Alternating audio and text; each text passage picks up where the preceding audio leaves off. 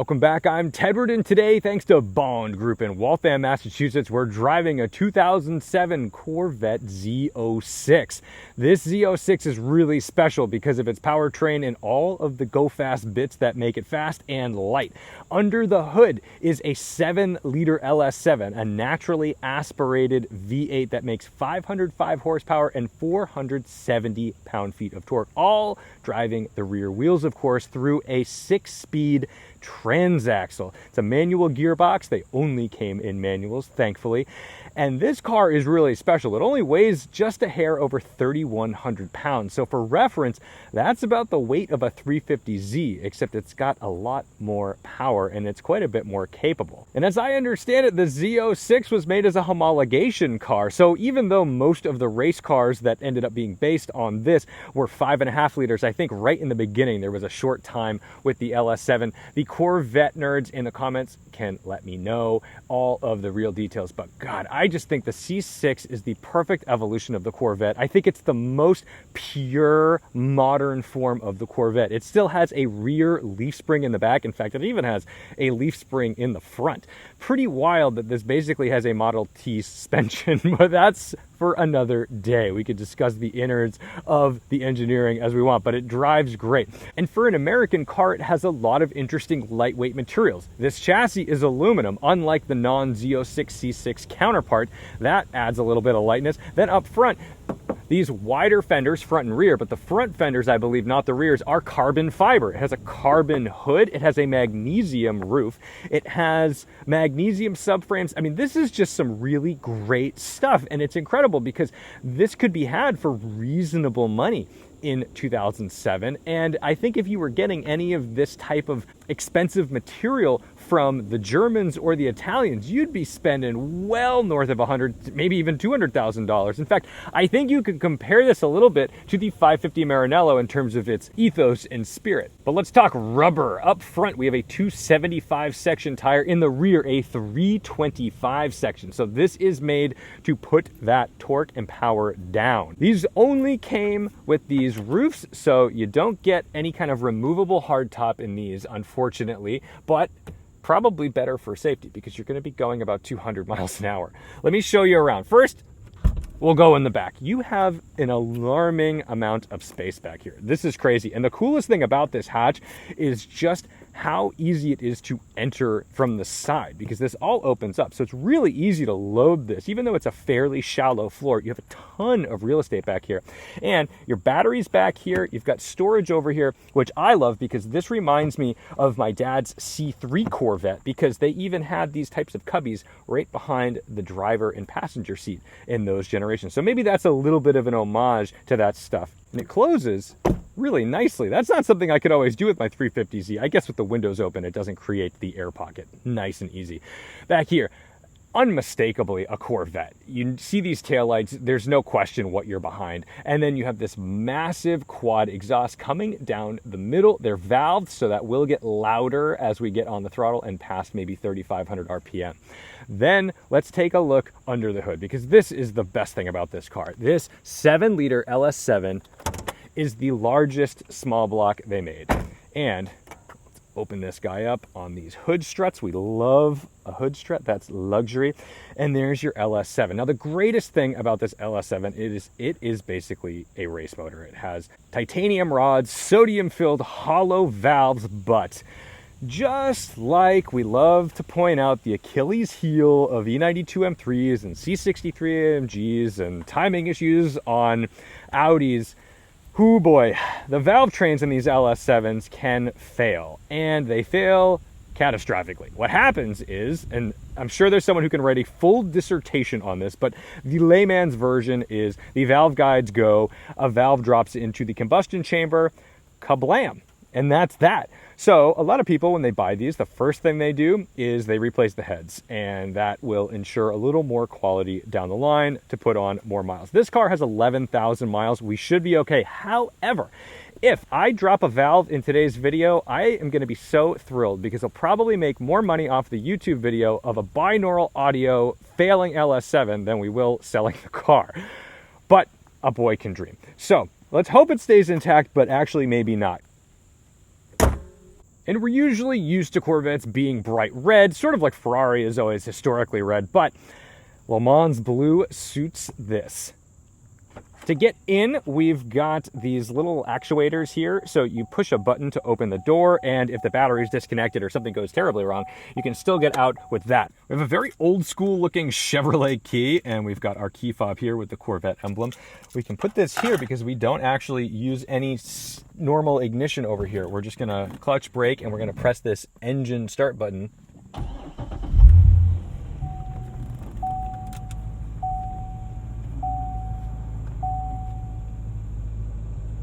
I love these gauges, these analog gauges. This, oh man, this is the stuff. These were the days. Telescoping and tilting wheel, we love that. I can't get any lower in this seat, although I'd like to get a touch lower, but that's okay, we'll be just fine. Put our seatbelt on. But it's not without its luxuries. It actually has 2-stage heated seats on both sides, which is lovely.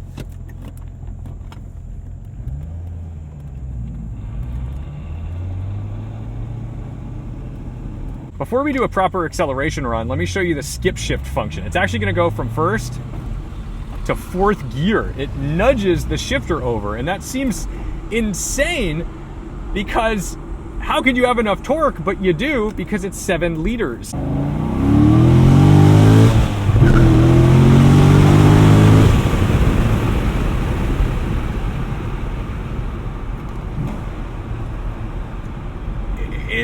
It's a lot. And it's incredible because the torque comes in so low, so it's just pulling and pulling and pulling the whole way to redline from like 2,000 RPM. There is no replacement for displacement, and no matter what you do, even if you put turbos on things, sure, you're going to generate more torque. There is nothing that feels quite like this. Even the LT6, the new flat plane V8 in the current Z06, which makes 670 horsepower, that raises the bar in a different way because it's more of a European engine. But my goodness, this thing is just a friggin' monster.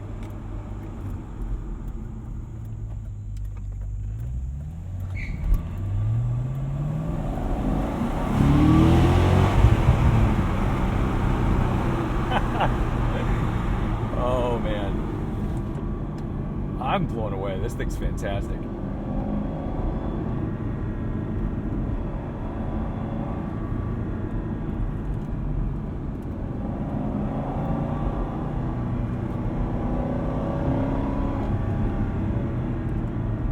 Think about it, you're thinking about a 7-liter engine, so it should feel like a giant lump, and it just doesn't. Let's make sure this fella sees us before he decides to move around. All right, we're good.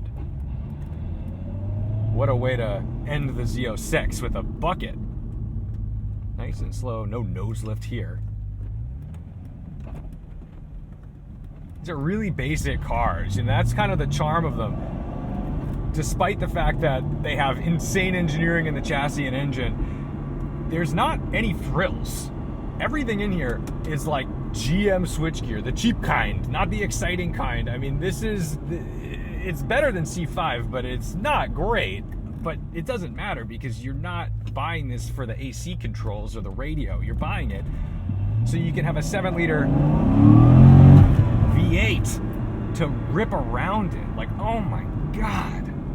Just always on tap.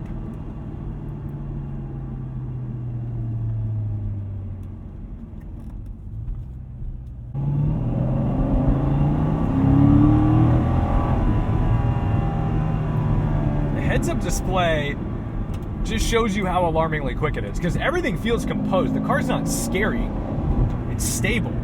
But then you look at the speed and you're like, how did we get here?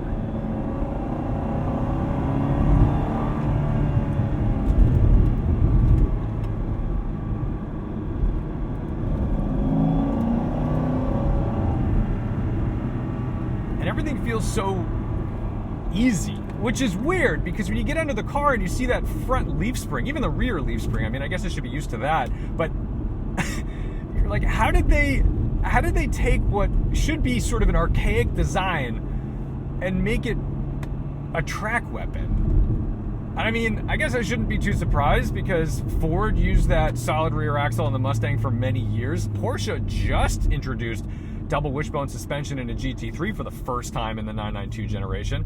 So it is incredible how long and how far OEMs can stretch technology.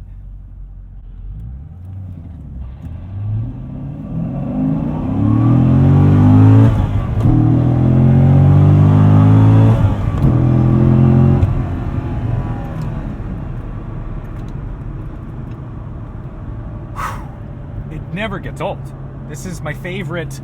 I love it. I want it. I like the Z06 very, very much. And then in 6th gear, look at this. Chugging along 70 miles an hour, 1500 RPM. This is the hallmark of a Corvette. They always manage to eke out insane fuel economy out of their giant engines because they manage to just have these things cruising so low in the rev range because they have the torque to do it. And look at this, with the stock exhaust, super chill, no one's the wiser.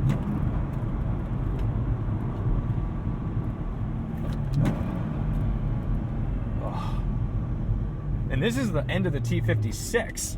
This Tremec, tried and true, but this is the end of the line, I think. And I love this gearbox because even if it's being put into some project car, it always gives you the confidence that you're gonna be able to slam gears without worry. These are phenomenal gearboxes. Listen to that. Oh my God, it's rapturous.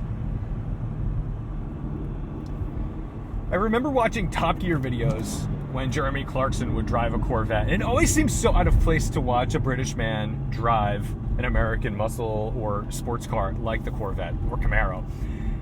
And it's funny because I love seeing when people import these to the UK. When you see a Z06 on UK plates, it's so exciting to see that someone has adopted it. And it's kind of like how Italians, I think, get excited maybe when they see Ferraris in America. And that's really the only time I've felt that sort of pride abroad, when I'm like, hey, that guy gets it.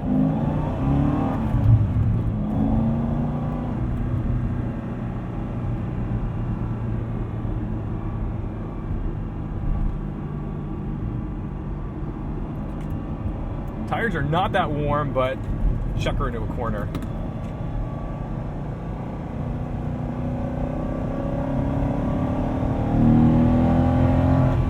That's amazing. That's just unbelievable how this thing operates in a corner. And then we have all the torque in the world.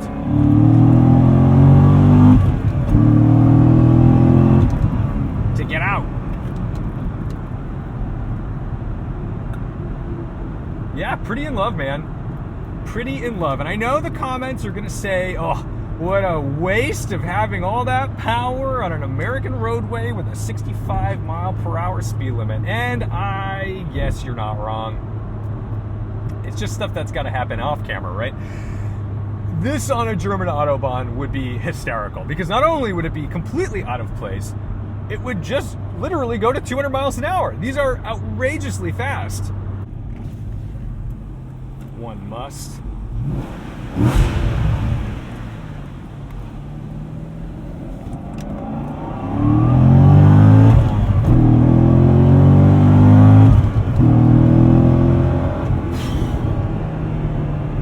Doesn't run out. It just doesn't run out. Why? That's just, oh my God, I'm in love. I love it. Okay. Let's get over like the wow factor of just ripping in this thing, because the engine is chef's kiss. It's perfect. How about control? So the thing about a Corvette, yes, the Z06 is the track-focused Corvette, but a Corvette is always supposed to be a GT car, even if it's the track-focused car. So it is not as delicate as one might think. It still feels like you could drive this on the road. It is not harsh. If you get into a new GT3, not like great comparison, but just for example, if you've driven a new GT3, that is much, much stiffer and less compliant than this Z06. This is like a great road-going affair. all of the controls when it comes to clutch and shifter are fairly heavy.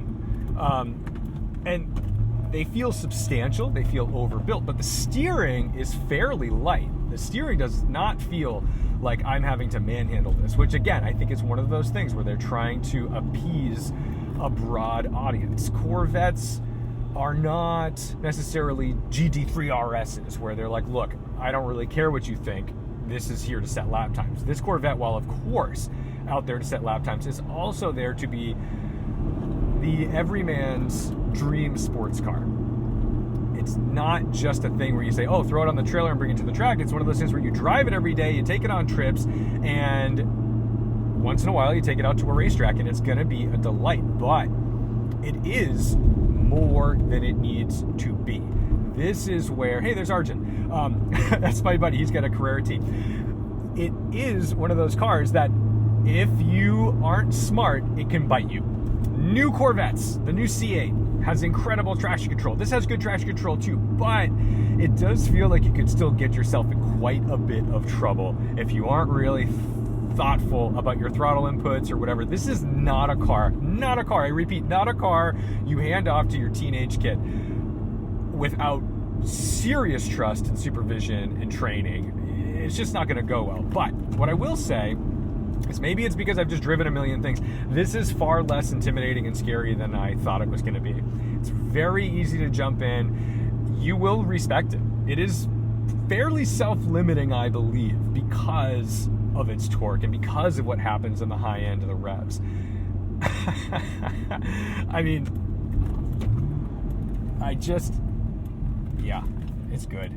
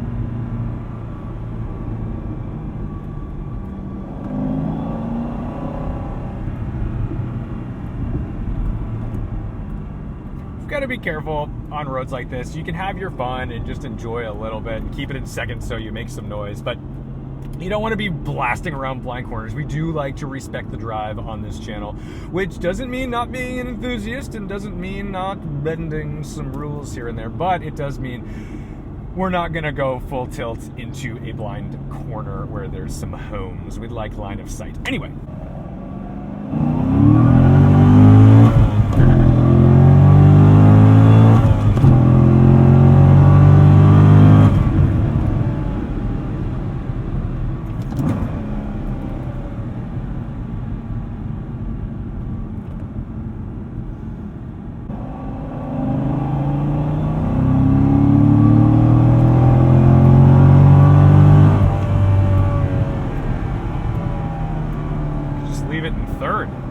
Torque in the world.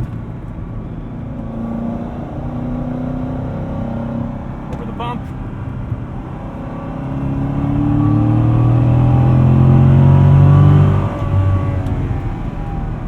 Brakes are perfectly suited to match this power. I mean, maybe you want a more aggressive compound, but man, what a balanced car. And that's just leaving it in third. So if you're not someone even who's that comfortable with a manual transmission, you're gonna be fine. You don't need to shift. I mean, you can leave the thing in third or fourth and be pretty fine. When the 911R came out and everyone was like, oh my God, you can hear the clutch. Guess what? You don't need to spend $800,000 on the secondhand market to get that experience. You can hear everything in this car. This, actually, when you have the stock exhaust on it, if you put a big, loud exhaust on it, you won't hear it. But if you have the stock exhaust on it, you can hear everything. You can hear all the clutch chatter. You can hear the engagements. You can hear the driveline. And it's fun. It's exciting. But it's so funny how in the expensive car game, people will talk about that as if you have to spend $300,000-$400,000 to get this raw experience. You don't. You buy a Corvette. Buy a Corvette.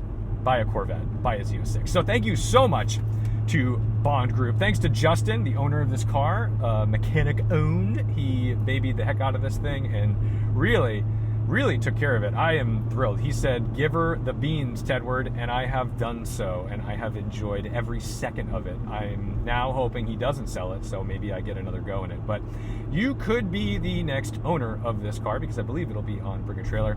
11,119 miles as of this very moment. It'll add another couple as I bring it back to Bond Group.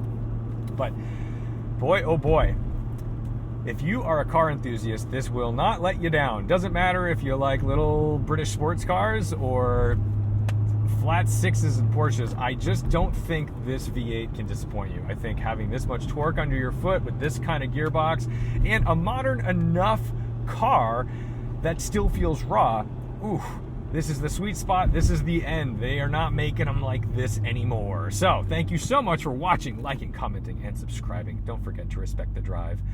And I'll see you in the next one.